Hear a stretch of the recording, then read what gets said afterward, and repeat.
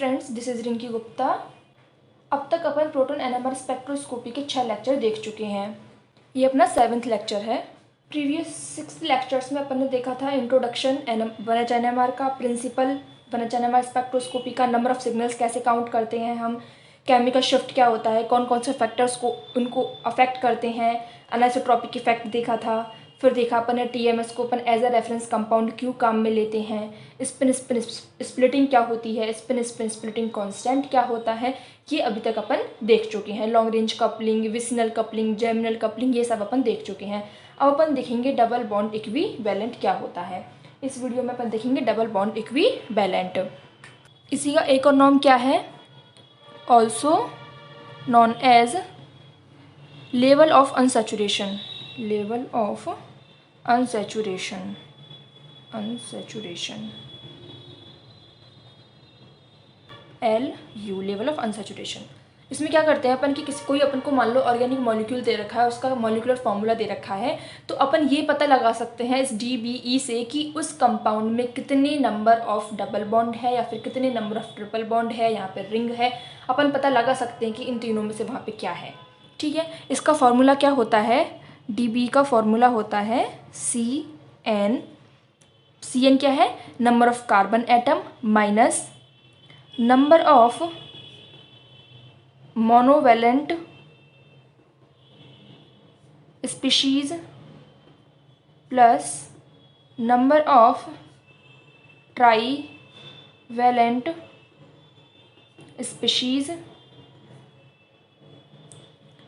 Divide by 2 + 1।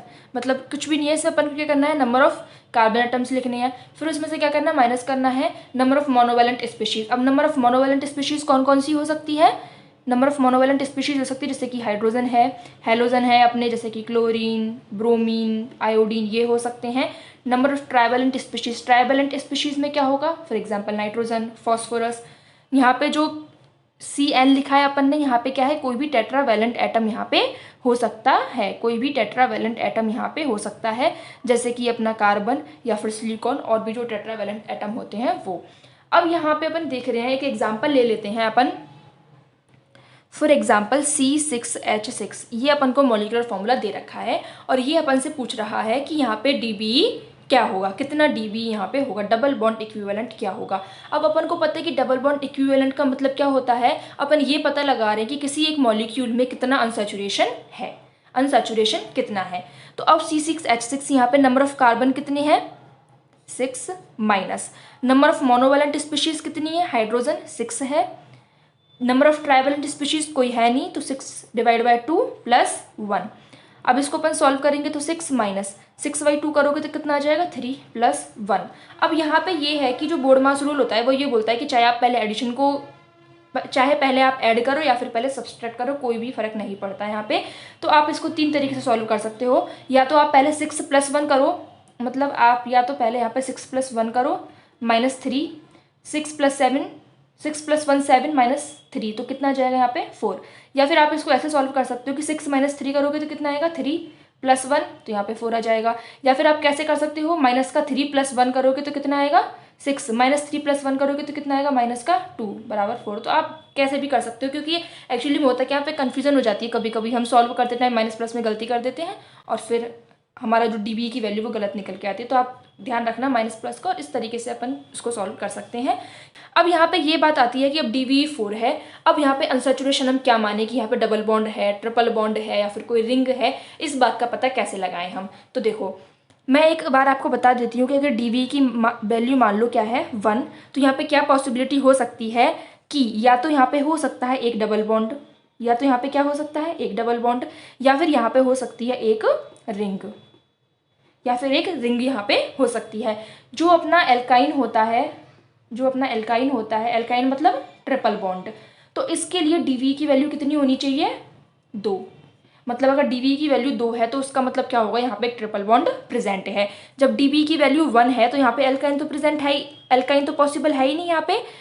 अगर मान लो DBE की वैल्यू 2 आ जाती है तो यहाँ पे क्या क्या पॉसिबिलिटी आती है कि मान लो दोनों क्या है, डबल बॉन्ड है, या फिर क्या हो सकते हैं, दोनों रिंग हो सकती है, या फिर क्या हो सकता है, एक डबल बॉन्ड प्लस एक रिंग हो सकती है, या फिर यहाँ पे क्या हो सकता है, एक ट्रिपल बॉन्ड। तो 4 केस यहाँ पे आ गए कि या तो दोनों डबल बॉन्ड हो सकते हैं, या फिर दोनों रिंग हो सकती है, या फिर एक डबल बॉन्ड एक रिंग हो सकती है, या फिर एक ट्रिपल बॉन्ड हो सकता है। ऐसे ही मान लो अब यहाँ पे अपने पास में DBE आ गया 4, तो मैं DBE 4 आ गया तो यहाँ पे क्या करती हूँ, ऊपर की साइड इधर लिख लेती हूँ डबल बॉन्ड, इधर लिख लेती हूँ ट्रिपल बॉन्ड, और इधर लिख लेती हूँ रिंग। तो अपन देख लेते हैं कि कितने पॉसिबल केस यहाँ पे हो सकते हैं। तो अगर मान लो DBE 4 है तो एक केस तो क्या आता है कि 4 डबल बॉन्ड हो, ट्रिपल बॉन्ड क्या हो 0 और रिंग 0 हो। एक पॉसिबिलिटी क्या है कि डबल बॉन्ड 3 हो, तो ट्रिपल बॉन्ड तो पॉसिबल है ही नहीं, तो ये क्या हो जाएगा 0 और एक रिंग यहाँ पे पॉसिबल है।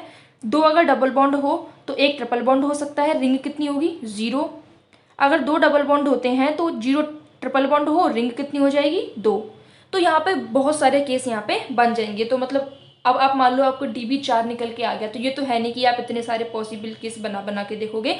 तो आपको क्या करना है, याद रखना है जनरली क्या होता है, जनरली अगर DBE की वैल्यू 4 होती है या फिर ग्रेटर देन 4 होती है, DBE की वैल्यू ग्रेटर देन 4 होती है, तो मैं इसको कैसे लिख सकती हूँ कंबाइंड वे में, या तो DBE की वैल्यू बराबर हो या फिर क्या हो ग्रेटर देन किससे 4 से।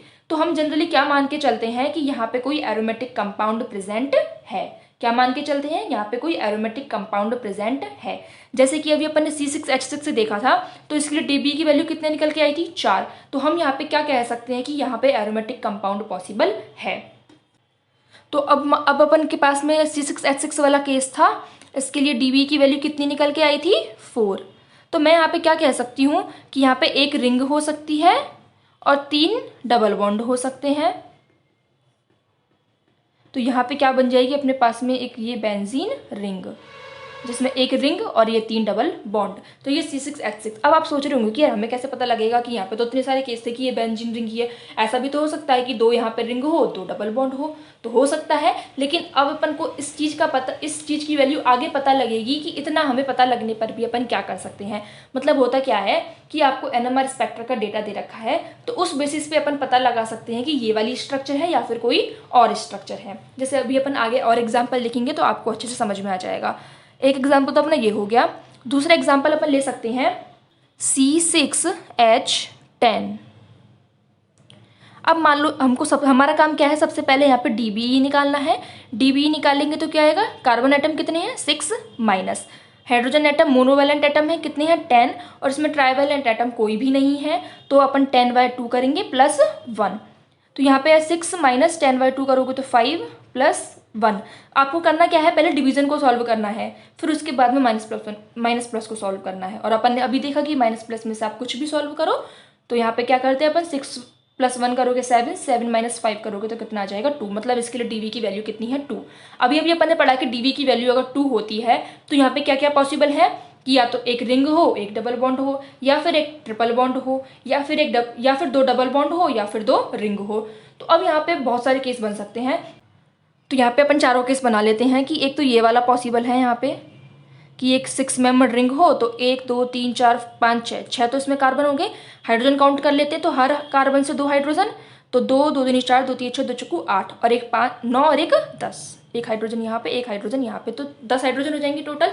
मतलब ये वाली स्ट्रक्चर भी पॉसिबल है। या फिर यहाँ पे क्या हो सकता है कि ऐसा कुछ हो कि ये 6 कार्बन है 1 2 3 4 5 6, और यहाँ पे क्या आ जाए, एक ट्रिपल बॉन्ड आ जाए, तो ये ट्रिपल बॉन्ड यहाँ पे आ जाए। तो इस तरीके से कि ये वाली स्ट्रक्चर भी पॉसिबल है। अपन इसमें हाइड्रोजन काउंट कर लेते हैं, तो देखो 1 2 3 4 5 6 7 8 9 10, मतलब ये भी पॉसिबल है।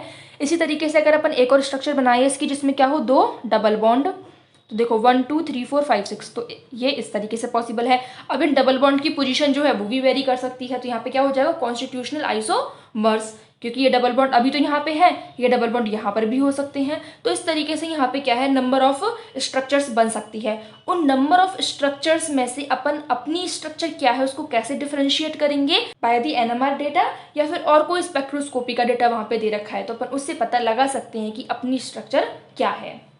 तो पहले तो अभी अपन क्या सीख रहे हैं, DBE निकालना। फिर अपन देखेंगे कि उस डेटा के बेसिस पे, स्पेक्ट्रल डेटा के बेसिस पे हम लोग कैसे आइडेंटिफाई करेंगे कि हमारा कंपाउंड यही है। अब एक और अपन कंपाउंड ले लेते हैं C4H8O। यहाँ पे हमारा सबसे पहले काम क्या है, डीबी काउंट करना। तो डीबी निकालोगे, नंबर ऑफ कार्बन एटम्स कितने हैं 4 minus number of hydrogen atom है 8 डिवाइड बाय 2। ट्राइवेलेंट एटम कोई है नहीं यहाँ पे, ऑक्सीजन क्या होता है डाइवेलेंट एटम। यहाँ पे +1 करेंगे अपन, तो यहाँ पे कितना आ जाएगा 4 माइनस 4 प्लस 1। तो कितनी वैल्यू निकल के आ रही है अपने पास, डीवीई की 1 वैल्यू निकल के आ रही है। तो जब भी अब यहाँ पे आप क्या करोगे, अब आपको यहाँ पे एक डबल बॉन्ड हो सकता है या फिर एक रिंग हो सकती है यहाँ पे। तो अब मैं बना लेती हूँ पॉसिबिलिटीज यहाँ पे कि 1 2 3 4। तो मैं क्या करती हूँ, एक पॉसिबिलिटी तो ये बना लेती हूँ कि मैंने ये बना लिया C डबल बॉन्ड O।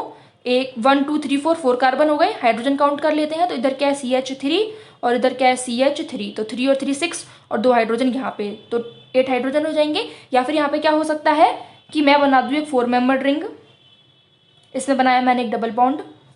तो यहाँ पे ये वाली सेटिस्फाई होगी कंडीशन की, सॉरी हाँ, अब ये तो पॉसिबल है नहीं ना, क्योंकि अगर ये वाला स्ट्रक्चर होता तो यहाँ पर डीवी की वैल्यू कितनी निकल के आती है अपनी 2। तो यहाँ पे इसलिए ये वाली स्ट्रक्चर तो पॉसिबल है नहीं। इसकी जगह यहाँ पे क्या हो सकता है कि सिंपल एक 4 मेंबर्ड रिंग हो, लेकिन उसमें कोई भी डबल बॉन्ड नहीं हो। तो अपन ने देखा कि 4 कार्बन हो गए और यहाँ पे कितना हो जाएगा, ये 2 4 6 और यहाँ पे क्या हो एक OH और एक OH आ गया, तो एक हाइड्रोजन ये रही और एक हाइड्रोजन यहाँ पे, तो टोटल 8 हाइड्रोजन हो गई। तो ये वाला फॉर्मूला भी इसको सेटिस्फाई कर रहा है। इसी तरीके से अपन यहाँ पे बहुत सारे स्ट्रक्चर बना सकते हैं। लेकिन अब मैं ये कह रही हूँ कि यहाँ पे हमको क्या दे दिया, इसका NMR डेटा, इसका हमको क्या दे दिया NMR डेटा। क्वेश्चन में हमको इसका NMR डेटा दे रखा है कि डेल्टा की वैल्यू 2.48 पे हमें मिल रही है और यहाँ पे क्वार्टेट मिल रहा है, जो किसकी वजह से मिल रहा है, 2 हाइड्रोजन्स की वजह से। एक डेल्टा वैल्यू हमें मिल रही है 2.12 पे और हमें यहाँ पे क्या मिल रहा है, सिंगलेट 3 हाइड्रोजन्स की वजह से। और एक डेल्टा वैल्यू मिल रही है 1.07 पे, ट्रिपलेट मिल रहा है 3 हाइड्रोजन्स की वजह से। तो अब आप इस स्पेक्ट्रल डेटा को देख के क्या पता लगाओगे कि पहले तो हमें यहाँ पे 3 सिग्नल मिलेंगे, क्योंकि जितनी यहाँ पे वैल्यूज दी होगी उसका मतलब क्या है कि यहाँ पे नंबर ऑफ सिग्नल्स हमें कितने मिल रहे हैं। तो हमारा पहला काम क्या होगा, नंबर ऑफ सिग्नल्स देखना। तो अगर हम इस कंपाउंड में नंबर ऑफ सिग्नल्स निकालेंगे तो कितने सिग्नल मिलेंगे, यहाँ पे कोई भी मिरर प्लेन नहीं लग रहा है, सारे कार्बन से जुड़े हुए हाइड्रोजन क्या देंगे, डिफरेंट डिफरेंट सिग्नल। तो यहाँ पे ये वाला कार्बन से जुड़े हुए तीनों हाइड्रोजन क्या देंगे, एक सिग्नल। इस कार्बन से जुड़े हुए तीनों हाइड्रोजन दोनों हाइड्रोजन एक सिग्नल देंगे और इस कार्बन से जुड़े हुए तीनों हाइड्रोजन एक सिग्नल देंगे। तो हमें यहाँ पे 3 सिग्नल मिलेंगे। अच्छा, मतलब ये हो सकता है। अब आप इसमें देखोगे यहाँ पे कि नंबर ऑफ सिग्नल्स कितने आएंगे। तो मैं क्या करती हूँ कि यहाँ पे ये वाला प्लेन लगा के देख लेती हूँ। जैसे अपन ने एक एग्जाम्पल किया था, उसमें अपन ने सेम ऐसी 4 मेंबर्ड रिंग बनाई थी और जिसमें अपन ने एक तरफ जैसे OH की जगह वहाँ पे क्या लिया था, Cl, और वहाँ पे अपन ने काउंट किए थे नंबर ऑफ सिग्नल्स, जब मैंने आपको नंबर ऑफ सिग्नल्स वाली वीडियो बताई थी उसमें। अब देखो यहाँ पे ये वाला प्लेन लग रहा है, तो मैं हाइड्रोजन बना लेती हूँ, ये हाइड्रोजन, ये हाइड्रोजन, ये हाइड्रोजन, ये हाइड्रोजन और ये हाइड्रोजन और ये हाइड्रोजन। अपन ये वाला प्लेन लगाएंगे तो यहाँ पे क्या होगा कि जो 2 हाइड्रोजन ऊपर वाले हैं, ये वाला प्लेन लगेगा, तो इन कार्बन से जुड़े हुए 2 हाइड्रोजन जो ऊपर की साइड होंगे, मतलब है क्या, ये प्लेनर स्ट्रक्चर है। जो रिंग है अपनी, ये क्या प्लेनर स्ट्रक्चर है। एक बॉन्ड इससे ऐसे बना हुआ और एक बॉन्ड इससे नीचे की साइड बना हुआ है, ठीक है। तो अभी जो ये वाला प्लेन अपन लगाएंगे तो ये दोनों हाइड्रोजन जो है ऊपर की साइड वो एक दूसरे को रिफ्लेक्ट करेंगी और ये दोनों हाइड्रोजन नीचे वाली क्या करेंगी, एक दूसरे को रिफ्लेक्ट करेंगी। और मैंने आपको बताया था कि अगर 2 हाइड्रोजन एक दूसरे को काटे तो वो क्या होंगी, एक दूसरे के डायस्टीरियोटॉपिक प्रोटॉन्स। तो यहाँ पे ये दोनों क्या देंगे, डिफरेंट डिफरेंट सिग्नल। तो एक सिग्नल ये देगा, एक सिग्नल ये देगा, एक सिग्नल ये देगा और एक सिग्नल ये देगा। और ये दोनों हाइड्रोजन एक दूसरे को रिफ्लेक्ट कर रहे हैं तो ये दोनों एक सिग्नल देंगे और ये नीचे वाली हाइड्रोजन दोनों को रिफ्लेक्ट कर रही है तो ये डिफरेंट सिग्नल देगी। मतलब यहाँ पे नंबर ऑफ सिग्नल्स कितने मिलने थे अपन को, 6, लेकिन हमें दे कितने रखे हैं, 3। तो इससे अपन को यहाँ पे क्या क्लियर हो जाएगा कि हमारी स्ट्रक्चर यही है। अब अपन को ये पता लगाना है कि इनमें से कौन सा प्रोटोन कौन सा सिग्नल हमें दे रहा है। तो अब आपको यहाँ पे देखने से पता लग गया कि ये वाले 3 प्रोटोन और ये वाले 3 प्रोटोन, मतलब यहाँ पे एक सिग्नल 2 प्रोटोन्स की वजह से, एक 3 प्रोटोन्स की वजह से और 3 प्रोटोन्स की वजह से आ रहा है। तो 2 प्रोटोन तो केवल यहीं पर ही है, मतलब ये वाला जो कार्बन है, कार्बन से जुड़े हुए प्रोटोन है, वो कितने ppm पर वैल्यू शो करेंगे, 2.48 पे। तो मतलब ये जो 2.48 वैल्यू है ये B टाइप के प्रोटोन्स के लिए है। अब अपन इन दोनों की बात करें तो जब अपन ने केमिकल शिफ्ट वाली वीडियो देखी थी तो अपन ने उसमें देखा था कि अगर कोई कार्बोनाइल कंपाउंड है, उसकी अल्फा पोजीशन पे कोई हाइड्रोजन जुड़ा हुआ है तो वो लमसम 2.1 से लेकर के 2.3 तक वैल्यू दे सकता है। मतलब 2.1 से 2.3 के बीच में उसकी वैल्यू वेरी करती है। तो इससे क्या पता लगता है कि ये जो CH, ये वाला जो प्रोटोन्स है, ये 2.12 पे हमें डेल्टा की वैल्यू दे रहा है, केमिकल शिफ्ट की वैल्यू दे रहा है। तो ये किसकी वजह से, HC टाइप के प्रोटॉन्स की वजह से। और ये कैसा है अपना CH3। जब अपन ने देखा था वहाँ पे कि sp3 हाइब्रिडाइज्ड जो कार्बन एटम होता है, अगर वो किसी कार्बन से अटैच होता है तो फिर यहाँ पे क्या हो जाएगा, उसकी वैल्यू 1.07 होती है। तो ये किसकी वजह से, अपना HA टाइप का प्रोटोन होने की वजह से। तो इस तरीके से अपन क्या पता लगा सकते हैं कि इन दोनों में से हमारा जो कंपाउंड है वो कौन सा है, डिजायर्ड कंपाउंड कौन सा है, ये वाला है, ये वाला नहीं है। तो ये है इसकी स्ट्रक्चर, ये इसकी स्ट्रक्चर नहीं है। अब अपन को ये वाला क्वेश्चन दे रखा है जिसमें C7H8, ये क्या दे रखा है अपन को, मॉलिक्यूलर फार्मूला, और एक 1H NMR डेटा दे रखा है जिसमें दो हमें सिग्नल्स दे रखे हैं और दोनों ही सिग्नल क्या दे रहे हैं, सिंगलेट। और हमें अब यहाँ पे क्या दे रखे, नंबर ऑफ प्रोटॉन्स नहीं दे रखे कि एक सिग्नल कितने नंबर ऑफ प्रोटॉन्स की वजह से हमें मिल रहा है। जैसे यहाँ पे तो दे रखा था कि क्वार्टेट 2 प्रोटॉन्स की वजह से मिल रहा है, ये सिंगलेट 3 हाइड्रोजन्स की वजह से मिल रहा है, लेकिन यहाँ पे ऐसा कुछ हमें नहीं दे रखा है। इस वाले क्वेश्चन में मैं आपको बता देती हूँ एक बार कि ये CH3 है। अब इसके 3 हाइड्रोजन है और इसके नेबर पे क्या है, CH2, जिस पे क्या है 2 प्रोटॉन्स। तो अपन ने जब मल्टीप्लिसिटी पढ़ी थी तो उसमें अपन ने क्या देखा था कि नेबरिंग पोजीशन पर जो प्रोटॉन्स होते हैं वो क्या होते हैं, यहाँ पे n, तो n+1 आप लगाओगे तो यहाँ पे n क्या है 2 +1 करेंगे तो 3, मतलब HA टाइप के जो प्रोटॉन्स है वो क्या देंगे अपन को, एक ट्रिपलेट। तो ये ट्रिपलेट दे रहे हैं अपन को। HB टाइप के प्रोटॉन्स की बात करें तो इसकी नेबरिंग पोजीशन पे इधर की साइड क्या है 3 प्रोटॉन्स, तो n+1 करेंगे मतलब 3+1, तो क्या मिलेगा हमको, एक क्वार्टेट। तो ये जो HB टाइप के प्रोटॉन है ये क्या दे रहे हैं हमें, क्वार्टेट। तो आपको याद रखना है कि सिंगलेट का मतलब S का मतलब क्या है, सिंगलेट, T का मतलब है ट्रिपलेट, Q का मतलब है क्वार्टेट। अब अपन इस वाले क्वेश्चन की बात कर रहे थे, तो अब यहाँ पे इसने क्या है, हमें नंबर ऑफ प्रोटॉन्स नहीं दे रखी है। तो अब हमारा सबसे पहले काम क्या है, हमको निकालना है DBE। DBE कैसे निकालेंगे हम, वही सबसे पहले number of carbon atoms are 7 minus H8, मतलब यहाँ पे नंबर ऑफ हाइड्रोजन कितने दे रखे हैं 8, और ट्राइवेलेंट एटम को यहाँ पे है नहीं, तो 8 / 2 + 1। अब यहाँ पे क्या आ जाएगा, 7 - 8 / 2 कितना होता है, 4 + 1। 7 + 1 करोगे तो कितना आ जाएगा 8, और 8 - 4 करोगे तो कितना आ जाएगा 4, मतलब यहाँ पे DB की वैल्यू क्या आ गई 4। और अभी अपन ने देखा था कि अगर जनरली क्या होता है, DB की वैल्यू अगर 4 आती है तो हम वहाँ पे क्या मान के चलते हैं कि एक बेंजीन रिंग यहाँ पर हो सकती है। तो अपन वही वाली पॉसिबिलिटी पहले बना के देख लेते हैं, वो नहीं होगी तो फिर अपन कोई और बना के देखेंगे। तो अपन सबसे पहले अपन को करना यही है, जैसे ही 4 देखिए हम क्या बनाएंगे, एक बेंजीन रिंग। तो मैंने क्या बनाई, एक बेंजीन रिंग। तो DB की वैल्यू 4 कैसे सेटिस्फाई कर रहा है ये, कि यहाँ पे 3 तो डबल बॉन्ड है और एक रिंग है, मतलब 4 हो गई, ठीक है। अब यहाँ पे क्या बोल रहा है कि ये 7 कार्बन है, 6 तो हमारे हो गए, अब ये बोल रहा है कि 7 कार्बन है और 2 प्रोटॉन्स हमारे बच रहे हैं। तो अब मैं क्या करती हूँ, यहाँ पे ये C, एक कार्बन मैंने लगा दिया। अब पता है कार्बन की वैलेंसी कितनी होती है, 4, तो एक वैल्यू तो एक वैलेंसी तो इधर से सेटिस्फाई हो गई, और 3 इससे क्या जुड़ जाएगा, हाइड्रोजन। तो अब अपन देख लेते हैं कि मॉलिक्यूलर फॉर्मूला सेटिस्फाई हो रहा है या फिर नहीं हो रहा। तो 6 कार्बन ये रेस, एक 7 कार्बन, तो ये 7 कार्बन हो जाएंगे, 8 प्रोटॉन्स, 1 2 3 4 5, 5 + 3 8, तो यहाँ पे कितने हाइड्रोजन हो गए अपने 8। अब अपन देख लें कि 1H NMR डेटा इसके अकॉर्डिंग है या फिर नहीं। तो जब अपन ने केमिकल शिफ्ट की वैल्यू देखी थी तो वहाँ पे अपन ने देखा था कि बेंजीन रिंग जो होता है उसके लिए डेल्टा की वैल्यू लाई करती है 6.5 to 8 के बीच में, और जो बेंजीन रिंग से या फिर जो फिनाइल रिंग से जो सीधा कार्बन अटैच रहता है उससे जुड़ा हुआ अगर कोई हाइड्रोजन हो तो उसकी वैल्यू मिलती है 2.1 to 2.3 ppm के बीच में। तो अब हमें क्या पता लग रहा है कि अच्छा यहाँ पे 2 सिग्नल मिलेंगे, एक सिग्नल तो कौन देंगे, ये 5 प्रोटॉन, एक सिग्नल तो कौन देंगे, ये 5 प्रोटॉन्स की वजह से एक सिग्नल मिलेगा।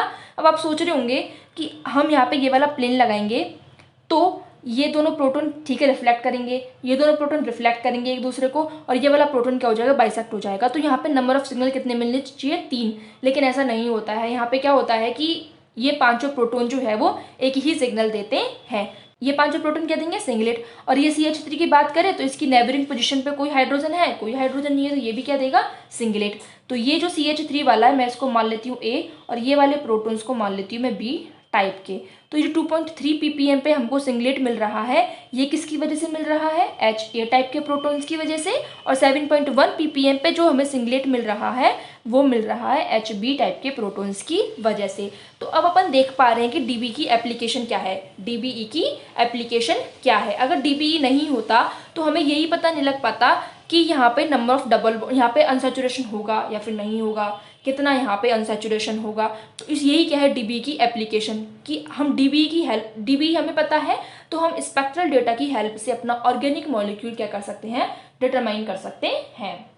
ये अपना अगला क्वेश्चन है। इसमें मॉलिक्यूलर फॉर्मूला दे रखा है C2H3Br3 और ये अपन को दे रखा है 1HNMR डेटा। अब अपन से क्या पूछ रहा है कि इस मॉलिक्यूलर फॉर्मूला से क्या स्ट्रक्चर बनेगी जो इस NMR डेटा को सेटिस्फाई कर रही होगी। तो अपन का काम सबसे पहले यहाँ पे क्या है, DBE निकालना। अपन DBE कैसे निकालेंगे, number of carbon atoms 2 minus number of monovalent atoms. तो number of monovalent atom, hydrogen भी मोनोवैलेंट होता है, Br भी मोनोवैलेंट होता है, तो 3 + 3 करेंगे तो कितना आ जाएगा 6। अब यहाँ पे कोई ट्राईवैलेंट एटम तो है नहीं, तो 6 / 2 + 1। यहाँ पे क्या आ जाएगा, 2 + 1 करोगे तो यहाँ पे 2 माइनस 6 / 2 करोगे तो कितना आ जाएगा 3 + 1। 2 + 1 कितना होता है 3, 3 - 3 करोगे तो कितना आ जाएगा 0। मतलब यहाँ पर कोई भी अनसैचुरेशन नहीं है। यहाँ पे कोई भी ना तो डबल बॉन्ड होगा, ना कोई ट्रिपल बॉन्ड होगा और ना ही कोई रिंग यहाँ पर बनेगी। इतना हमें DBE ने बता दिया। अब यहाँ पे हम देखेंगे 1HNMR डेटा, जिसने हमें क्या बता रखा है कि यहाँ पे नंबर ऑफ सिग्नल्स कितने मिल रहे हैं 2, और एक सिग्नल 2 प्रोटॉन्स की वजह से मिल रहा है, एक सिग्नल 1 प्रोटॉन की वजह से मिल रहा है। मतलब हमें इतना पता लग गया कि हमें जो भी स्ट्रक्चर बनानी है उसमें ऐसे रखना है कि हमें टाइप ऑफ सिग्नल्स कितने मिले, नंबर ऑफ सिग्नल्स कितने मिले 2 मिले। तो यहाँ पे 2 कार्बन दे रखे हैं तो मैं कार्बन बना देती हूँ 2। अब पता है अपन को हर कार्बन की वैलेंसी कितनी होती है 4, तो अपन इसकी वैलेंसी लगा देते हैं। अब हमें ये पता है कि एक जो हमें सिग्नल है वो 2 प्रोटॉन्स की वजह से मिल रहा है, तो मतलब एक कार्बन पर 2 प्रोटॉन होंगे, और एक सिग्नल मिल रहा है 1 प्रोटॉन की वजह से, तो मतलब यहाँ पर 1 प्रोटॉन होगा। इतनी बात हो गई। और अपन 3 हाइड्रोजन थे, तीनों हाइड्रोजन लग गए। 3 ब्रोमीन थे, 3 ब्रोमीन है, मतलब अब यहाँ पे हम लोगों को क्या लगा देने हैं, ब्रोमीन। तो यहाँ पे एक ही वैलेंसी खाली है तो 1 ब्रोमीन आ जाएगा, यहाँ पे 2 वैलेंसी खाली है तो 2 ब्रोमीन आ जाएंगे। ये तो बन गया अपना मॉलिक्यूलर फॉर्मूले से अपनी स्ट्रक्चर। अब अपन देख लेते हैं कि ये जो NMR डेटा को सेटिस्फाई कर रहा है या फिर नहीं कर रहा। अब देखो कि जब अपन ने केमिकल शिफ्ट वाला लेक्चर देखा था तो अपन ने उसमें देखा था कि अगर किसी कार्बन से क्या जुड़ा हुआ हो कोई हेलोजन, तो अपन को केमिकल शिफ्ट की वैल्यू क्या मिलती है 2 to 5 ppm के बीच में। अब यहाँ पे देखो 1 ब्रोमीन जुड़ा हुआ है और यहाँ पे कितना ब्रोमीन जुड़ा हुआ है, 2 ब्रोमीन जुड़ा हुआ है। तो इतना तो अपन को पता लग गया कि ये वाला जो कार्बन है ना, इसके लिए केमिकल शिफ्ट की वैल्यू क्या होगी, कम एज कम्पेयर टू दिस। क्योंकि अपन ने पढ़ा था कि इलेक्ट्रोनेगेटिविटी जितनी ज़्यादा बढ़ती जाती है तो यहाँ पे क्या हो जाता है, केमिकल शिफ्ट की वैल्यू कम होती जाती है। अब आपको ये समझ में नहीं आ रहा हो तो आपको केमिकल शिफ्ट वाली वीडियो जाकर देखनी पड़ेगी। मैं आपको उसकी लिंक ऊपर आई बटन में दे दूंगी, आप उस पर क्लिक करके वो वाली वीडियो देख सकते हैं। तो इन दोनों में से किसकी वैल्यू ज़्यादा मिलेगी अपन को, इसकी। तो ये तो अपन को पता लग गया कि ये 5.8 वाला जो है ना वो यही होगा। और अपन को इससे भी पता लग रहा है साथ में कि यहाँ पे 1H है। अच्छा, मतलब ये 1H है तो ये वाला प्रोटॉन कितने पे दे रहा है, 5.8 ppm पे वैल्यू दे रहा है, ये वाला 5.8 ppm पे, और ये वाला जो है वो दे रहा है 4.1 ppm पे। तो इस तरीके से अपन क्या लगा सकते हैं पता कि कौन सा प्रोटॉन कितनी डेल्टा वैल्यू हमें दे रहा है। अपन ने जो जितने भी एग्जाम्पल देखे हैं वो प्रीवियस ईयर के पेपर्स में से बताए हैं मैंने आपको। अब जब मैं प्रीवियस ईयर के पेपर्स देख रही थी तो वहाँ पे मैंने क्वेश्चन देखा था कि what is diamagnetic and paramagnetic anisotropy. क्या क्वेश्चन था, what is diamagnetic and paramagnetic anisotropy, ये क्वेश्चन देखा था। तो मैंने हालांकि ये आपको बता दिया है जब अपन ने एनाइसोट्रॉपिक इफेक्ट पढ़ा था, लेकिन बस मैंने वहाँ पे क्या ये टर्म्स यूज में ले ली थी, तो आपको हो सकता है थोड़ी कन्फ्यूजन हो जाए, तो इसीलिए मैं वापस से उसको बता देती हूँ एनाइसोट्रॉपिक इफेक्ट में अपन इन टर्म्स को कैसे यूज में लेंगे। तो जब अपन ने एनाइसोट्रॉपिक इफेक्ट देखा था, अगर आपने वो वीडियो नहीं देखी हो तो आप एनाइसोट्रॉपिक इफेक्ट वाली वीडियो देख सकते हैं, मैं आपको आई बटन पे उसकी लिंक दे दूंगी। तो अब अपन देख लेते हैं सबसे पहले कि डायमैग्नेटिक एनाइसोट्रॉपी क्या होती है। डायमैग्नेटिक एनाइसोट्रॉपी क्या होती है। तो जब अपन किसी ऑर्गेनिक मॉलिक्यूल पर कोई मैग्नेटिक फील्ड अप्लाई करते हैं तो अपन ने पढ़ा था कि जो उस मॉलिक्यूल में इलेक्ट्रॉन्स होते हैं वो क्या करते हैं, मोशन करना चालू हो जाते हैं। वो मोशन करते हैं तो वो एक मैग्नेटिक फील्ड को इंड्यूस करते हैं। अब उस इंड्यूस्ड मैग्नेटिक फील्ड की दो डायरेक्शन हो सकती है, या तो वो अप्लाइड मैग्नेटिक फील्ड को अपोज कर सकता है या फिर वो अप्लाइड मैग्नेटिक फील्ड को रीइंफोर्स कर सकता है। तो बस उसी बेसिस पे यहाँ पे एनाइसोट्रॉपी 2 टाइप की हो गई, एक तो डायमैग्नेटिक और एक पैरामैग्नेटिक एनाइसोट्रॉपी। अगर इंड्यूस्ड मैग्नेटिक फील्ड जो है वो अपोज करता है किसका, अप्लाइड मैग्नेटिक फील्ड का। अगर induced magnetic field induced magnetic field opposes applied magnetic field, जिसको अपन बी नोट से डिनोट कर रहे थे। अपन ने पढ़ रखा था कि जैसे जब इंड्यूस्ड मैग्नेटिक फील्ड अपोज करता है बी नोट को, तो यहाँ पे बी इफेक्टिव कम हो जाता है। बी इफेक्टिव क्या होता है? जितना मैग्नेटिक फील्ड एक न्यूक्लियाई एक्सपीरियंस करता है। अब अगर बी इफेक्टिव कम हो जाएगा तो जो न्यूक्लियाई है अपना वो लोअर फ्रीक्वेंसी पर रेजोनेट करने लगेगा। अब अपन को पता है कि लोअर फ्रीक्वेंसी का मतलब क्या होता है कि अब जो डेल्टा वैल्यू है वो शील्डेड जोन में लाई करेगी। तो वही क्या होती है अपनी डायमैग्नेटिक एनाइसोट्रॉपी। ये अपन ने किस में देखी थी? एल्काइंस में देखी थी। ये किस में देखी थी? अपन ने एल्काइंस में देखी थी कि अपन ने एल्काइन ऐसे बनाया था, ये है अपना एल्काइन, और अपन ने बोला था कि यहाँ पे ये जो इलेक्ट्रॉन्स है ये क्या करेंगे? यहाँ पे मूव करेंगे, और ये अपना मैग्नेटिक फील्ड यहाँ पे अप्लाई हो रहा है। अब ये जो इलेक्ट्रॉन मूव कर रहे हैं सर्कुलर मोशन में, ये क्या करते हैं? मैग्नेटिक फील्ड को इंड्यूस करते हैं। ये इन्होंने क्या किया? मैग्नेटिक फील्ड को इंड्यूस। अब ये यहाँ पर तो क्या करते हैं? जो अप्लाइड मैग्नेटिक फील्ड होता है उसको अपोज करते हैं, और यहाँ पर क्या हो जाते हैं? वो मैग्नेटिक फील्ड के डायरेक्शन में उसको रीइंफोर्स करने लग जाते हैं अप्लाइड मैग्नेटिक फील्ड को। तो अब यहाँ पर देख रहे हैं कि अपन एसिटाइलिन के केस में क्या होता है कि जो प्रोटॉन्स है जहाँ पर अप्लाइड मैग्नेटिक फील्ड और इंड्यूस्ड मैग्नेटिक फील्ड की डायरेक्शन क्या है? एक दूसरे के अपोज में, क्योंकि अपन देख रहे हैं कि ये हाइड्रोजन लाई कर रहा है यहाँ पे, ये एक दूसरे को क्या कर रहे हैं? अपोज कर रहे हैं। इसीलिए अपन ने इसको क्या बोला था? शील्डेड जोन, और इसको बोला था अपन ने डी शील्डेड, और इसको बोला था अपन ने डी शील्डेड जोन। तो अब मैं वही कह रही हूँ कि जो शील्डेड जोन होता है ना, इसी को अपन क्या बोलते हैं? Diamagnetic region. मतलब जो मैंने आपको शील्डेड रीजन बताया था, शील्डेड रीजन या फिर शील्डेड जोन, उसी को अपन क्या बोलते हैं? डायमैग्नेटिक फील्ड या फिर डायमैग्नेटिक जोन। और इसी को अपन क्या बोलते हैं? Diamagnetic anisotropy. क्यों? क्योंकि यहाँ पे प्रोटॉन जो है वो कौन से रीजन में लाई कर रहा है? डायमैग्नेटिक जोन में, डायमैग्नेटिक फील्ड में लाई कर रहा है, जिसकी वजह से अपना जो प्रोटॉन है वो क्या हो जाएगा? शील्ड, और हमें डेल्टा वैल्यू कैसे मिलेगी? लोअर मिलेगी। तो अपन क्या बोला? यहाँ पे शील्डेड रीजन में अपना प्रोटॉन लाई कर रहा है, जिसकी वजह से हमें क्या मिलेगी? Lower delta value, lower delta value. और इसी को हम क्या बोलते हैं? Diamagnetic anisotropy. For example alkynes. जबकि जो पैरामैग्नेटिक एनाइसोट्रॉपी होती है, पैरामैग्नेटिक एनाइसोट्रॉपी होती है, उसमें क्या होता है कि जो इंड्यूस्ड मैग्नेटिक फील्ड होता है वो रीइंफोर्स करता है अप्लाइड मैग्नेटिक फील्ड को। Induced magnetic field reinforces applied magnetic field. अब अपन ने इसमें इससे क्या होगा कि जैसे ही इंड्यूस्ड मैग्नेटिक फील्ड रीइंफोर्स करेगा अप्लाइड मैग्नेटिक फील्ड को, तो बी इफेक्टिव की वैल्यू बढ़ जाएगी। इसका मतलब अब न्यूक्लियाई ज़्यादा मैग्नेटिक फील्ड को एक्सपीरियंस कर रहा है, तो अब जो न्यूक्लियाई रेजोनेट करेगा वो हायर फ्रीक्वेंसी पर रेजोनेट करेगा। हायर फ्रीक्वेंसी पर रेजोनेट करने का मतलब क्या होता है कि अब डेल्टा वैल्यू जो है वो हमें हायर मिलेगी। तो इसका अपन ने एग्जाम्पल क्या देखा था? इस केस में अपन ने एग्जाम्पल देखा था एल्कीन्स देखी थी, इसी में अपन ने देखी थी बेंजीन, एल्डिहाइड। तो मैं आपको एग्जांपल लेके बता देती हूँ एल्कीन का, कि ये C डबल बॉन्ड C, ये हाइड्रोजन। अपन ने देखा था कि एल्कीन इस तरीके से ओरिएंट होती है जब मैग्नेटिक फील्ड को अप्लाई किया जाता है। तो इस डायरेक्शन में मैग्नेटिक फील्ड अप्लाई हो रहा है। ये जो डबल बॉन्ड है, इसकी जो इलेक्ट्रॉन्स है वो सर्कुलर मोशन में क्या करेंगे? मूव करेंगे। तो इस तरीके से क्या कर रहे हैं? सर्कुलर मोशन में मूव कर रहे हैं। अब ये यहाँ पे क्या करेंगे? एक मैग्नेटिक फील्ड को इंड्यूस करेंगे। ये इन्होंने मैग्नेटिक फील्ड इंड्यूस किया।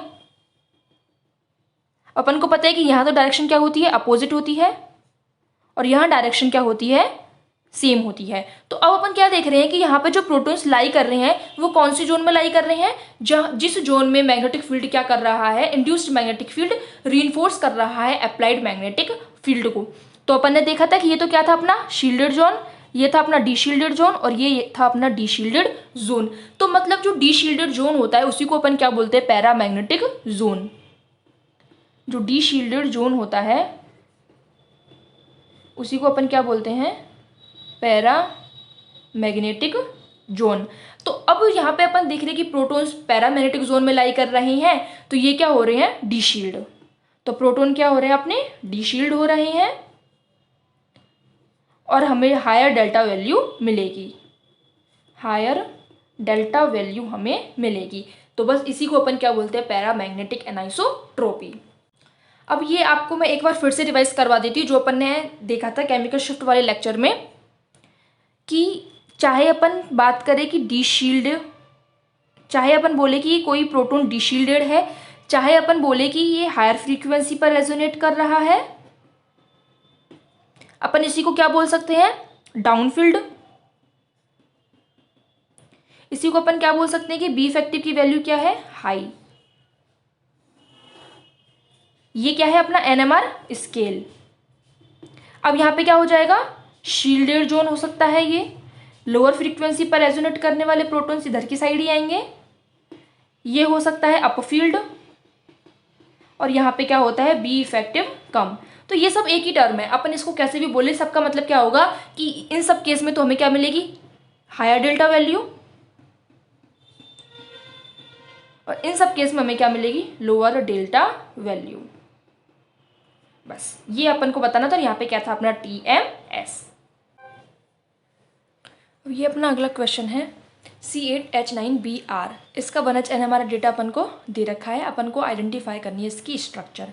तो अपना सबसे पहला काम क्या है, DB काउंट करना। तो मैंने यहाँ पर DB निकाला, नंबर ऑफ कार्बन कितने हैं 8 माइनस नंबर ऑफ हाइड्रोजन 9 और एक मोनोवैलेंट एटम Br। तो 9 + 1 कितना हो जाएगा 10 डिवाइड बाई 2 + 1। ये 8 माइनस 10 डिवाइड बाई 2 कितना होता है 5 + 1। 8 + 1 कितना होता है 9, 9 - 5 करोगे तो आ जाएगा 4। तो मतलब DB कितना है 4। अभी अपन ने देखा है कि DB जब 4 होता है तो अपन को सबसे पहला काम क्या है कि एक बेंजीन बना देनी है, और बेंजीन के ऊपर अपन को स्ट्रक्चर बनानी है। और दूसरा तो अपन को यहाँ पे इससे भी पता लग रहा है कि 7.35 ppm पे एक ब्रॉड सिंगलेट दे रहा है 5 हाइड्रोजन। तो इसका मतलब क्या है कि यहाँ पे एक बेंजीन रिंग प्रेजेंट है जिस पर 5 तो क्या है हाइड्रोजन जुड़े हुए हैं, और एक पोजीशन जो है वो सब्सटीट्यूट है। तो मैं ऐसे ही बना लेती हूँ कि ये है अपनी एक बेंजीन रिंग, ये बनाई मैंने एक बेंजीन रिंग। इस बेंजीन रिंग के साथ में ये तो 5 हाइड्रोजन, ये तो 5 हाइड्रोजन, और एक पोजीशन इसकी सब्सटीट्यूट है, तो मैं इधर कार्बन बना देती हूँ। ठीक है, फिर अगला अपन यहाँ पे क्या देखेंगे कि अपने पास में 2 कार्बन बच रहे हैं, तो मैं उन कार्बन को सीधा सीधा बना देती हूँ। फिर इसने बोल रखा है कि एक सिग्नल तो 3 हाइड्रोजन की वजह से मिल रहा है और एक सिग्नल 1 हाइड्रोजन की वजह से मिल रहा है। तो यहाँ पे क्या होगा, मैंने कार्बन की वैलेंसी पूरी कर लूँगी कि 3 हाइड्रोजन तो यहाँ पर ही पॉसिबल है, यहाँ पर तो केवल 2 ही हाइड्रोजन आ सकती है। तो मैंने क्या किया, यहाँ पे 3 हाइड्रोजन यहाँ पे लगा दी और 1 हाइड्रोजन यहाँ पे लगा दी, और Br जो है वो बचा हुआ इधर की साइड आ जाएगा। अब अपन को यहाँ पे करना क्या है कि अब बताना है अपन को कि कौन सा सिग्नल कौन से टाइप के हाइड्रोजन की वजह से यहाँ पे आया है। तो अपन यहाँ पे देखेंगे कि जो बेंजीन रिंग होती है उसकी जनरल वैल्यू क्या होती है 6.52 लेकर के 8 ppm के बीच में। 7.35 ppm दे रखी है, तो ठीक है, ये 5 हाइड्रोजन जो है उनकी वजह से तो हमको एक ब्रॉड सिंगलेट मिल रहा है। फिर अपन देख लेते हैं कि यहाँ पर ये कार्बन और ये कार्बन, इस कार्बन के पास में 1 हाइड्रोजन है और इस कार्बन के पास में 3 हाइड्रोजन है। तो ये हाइड्रोजन तो क्या देगा, एक क्वार्टेट, क्योंकि इसकी नेबरिंग पोजिशन पर 3 प्रोटॉन्स है।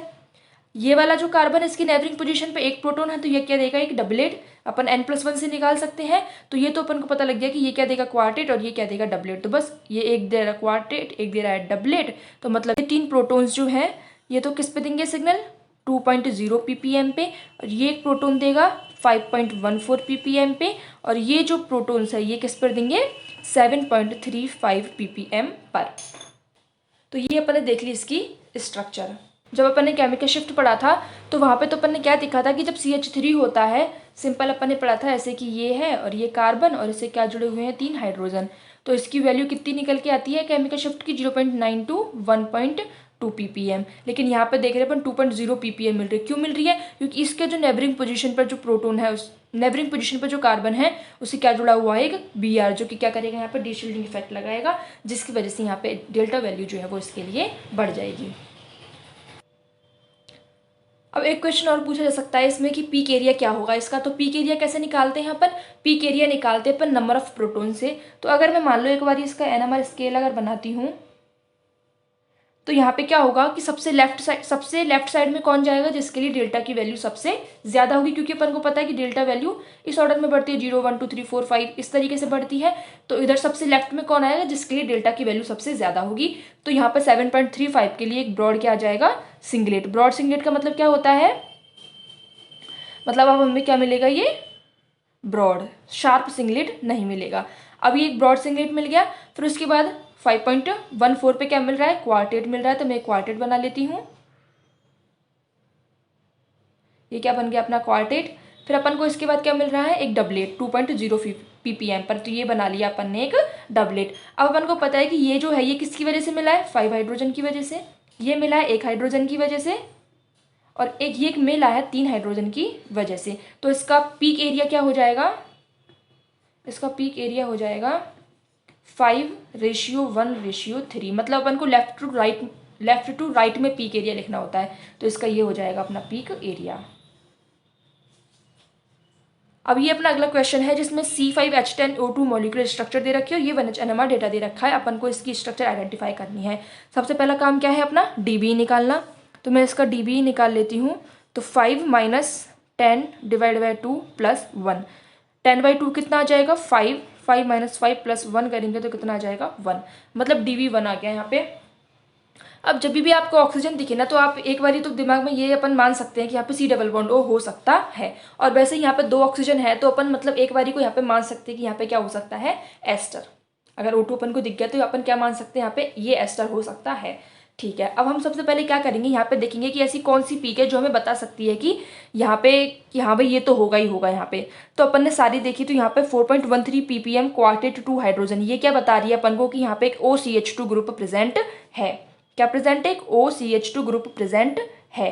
क्यों, क्योंकि जब अपन ने केमिकल शिफ्ट पढ़ा था तो वहाँ पे अपन ने देखा कि अगर OCH3 होता है तो ये वाला प्रोटॉन कितने पे देता है डेल्टा वैल्यू, 3.52 लेकर के 4 ppm के बीच में देता है। OCH2 अगर हो तो ये देता है 4 to 4.5 के बीच में, और अगर OCH होता है तो ये देता है 4.5 to 4.8 के बीच में। ये किस में है, ppm में सारी वैल्यू। अब हमें यहाँ पे किस में दे रखी है, 4.213 दे रखी है। तो अपन को यहाँ से क्या पता लग जाएगा कि यहाँ पे OCH तो प्रेजेंट है। और दूसरी बात यहाँ पे क्या पता है कि 2.33 ppm पे क्वार्टेट दे रहे हैं 2 हाइड्रोजन। अब हमने जब केमिकल शिफ्ट देखा था तो वहाँ पे देखा था कि ये C+O और इससे कोई कार्बन जुड़ा हुआ है, और यहाँ पे क्या जुड़े हुए हैं, हाइड्रोजन। मतलब कितने भी हाइड्रोजन यहाँ पे जुड़े हुए हैं। तो वो वाला ये जो हाइड्रोजन होते हैं ये कितने पे देते हैं, 2.1 से लेकर के 2.3 ppm पर सिग्नल देते हैं। मतलब कार्बोनाइल कंपाउंड की अल्फा पोजीशन पर कोई हाइड्रोजन यहाँ पे प्रेजेंट है। तो यहाँ पे क्या कह रही हूँ मैं, हो सकता है कि यहाँ पे क्या प्रेजेंट हो, एस्टर। ये अपन ने बना लिया। अब यहाँ पे ऑक्सीजन के बगल में CH2 लगाया मैंने, और इसके बगल में CH2 लगाया, और ये CH3 और ये CH3। तो यहाँ पे सबसे पहले तो अपन क्या देखेंगे कि मॉलिक्यूलर फॉर्मूला सेटिस्फाई हो रहा है फिर नहीं हो रहा। तो 1 2 3 4 5 कार्बन है, ठीक है। 2 ऑक्सीजन है, ठीक है। 3 + 2 5 + 2 7 + 3 10। तो यहाँ पर 10 हाइड्रोजन है। अच्छा, मतलब ये तो हो गया। फिर अपन क्या देखेंगे कि यहाँ पे नंबर ऑफ सिग्नल्स कितने हैं, 4। तो अपन यहाँ पे देखेंगे कितने सिग्नल आएंगे। तो अब यहाँ पे अगर ये सिर्फ C+O होता, ये ऑक्सीजन यहाँ पे नहीं होता, तब तो ये क्या होता, प्लेन लग जाता है यहाँ पे, और हमें नंबर ऑफ सिग्नल्स कितने मिलते, 2। ये एक सिग्नल देते हैं और ये दोनों एक सिग्नल देते हैं। लेकिन यहाँ पे क्या है, ऑक्सीजन। तो अब इन सबका एनवायरनमेंट क्या हो गया, डिफरेंट। तो ये अलग सिग्नल देगा। तो मान लो ये A सिग्नल दे रहा है तो ये B देगा, ये C देगा और ये D देगा। मतलब नंबर ऑफ सिग्नल्स कितने मिलेंगे हमको, 4। फिर नेक्स्ट हमने यहाँ पे क्या देखा कि ये हमें पता चल गया कि ये जो है क्या देगा, ट्रिपलेट। ये क्या देगा, क्वार्टेट। ये देगा क्वार्टेट, और ये क्या देगा, ट्रिपलेट। n+1 से निकाल लिया हमने ये। अब हम यहाँ पे देख रहे हैं कि 2 ट्रिपलेट 2 क्वार्टेट, 2 ट्रिपलेट 2 क्वार्टेट, ये भी ठीक है। फिर यहाँ पे नंबर ऑफ प्रोटॉन्स भी सही है। तो फिर अब अपन को यहाँ पे क्या है, अब बताना है कि कौन सा टाइप का प्रोटॉन कौन सी वाली पीक हमें यहाँ पे देगा। तो अब अपन यहाँ पे देख लेते हैं कि OCH2 वाला, मतलब ये जो है ना, ये तो कितने पे देगा, 4.13 ppm पर। ये वाला कितने पे देगा, 2.33 ppm पर। अब आपको कन्फ्यूजन इन दोनों में हो सकती है कि हम इन दोनों में से कैसे पता लगाएंगे कि ये वाला कार्बन 1.15 पे देगा या फिर 1.25 ppm पर। तो आपको कैसे पता लगाना है कि देखो ये CH3 CH2, इसके पास में कौन है, C+O, और ये CH3 CH2, इस CH2 के साथ में कौन है, ऑक्सीजन। तो आपको पता है कि इन दोनों में से डी शील्ड कौन ज़्यादा करेगा, ऑक्सीजन ज़्यादा करेगा इसको डी शील्ड। तो बस इसीलिए ये वाला जो CH3 है इसकी वैल्यू कितनी होगी, थोड़ी ज़्यादा डी शील्डिंग वाली, और इसकी वैल्यू कम डी शील्डिंग वाली होगी। तो ये हो जाएगा 1.15 और ये हो जाएगा 1.25। इस तरीके से अपन यहाँ पे किसी ऑर्गेनिक मॉलिक्यूल की स्ट्रक्चर को डिटरमाइन कर सकते हैं। अब अपन अगली वीडियो में देखेंगे फर्स्ट ऑर्डर NMR क्या होता है, सेकंड ऑर्डर NMR क्या होता है, न्यूक्लियर ओवरहाउसर इफेक्ट क्या होता है। तो ये थोड़े छोटे छोटे टॉपिक हैं, अपन इनको नेक्स्ट वीडियो में कवर करेंगे। अगर आपको इस वीडियो में कोई प्रॉब्लम हो तो आप कमेंट बॉक्स में पूछ सकते हैं। आई होप आपके लिए ये वीडियो हेल्पफुल हो। Okay guys, thank you.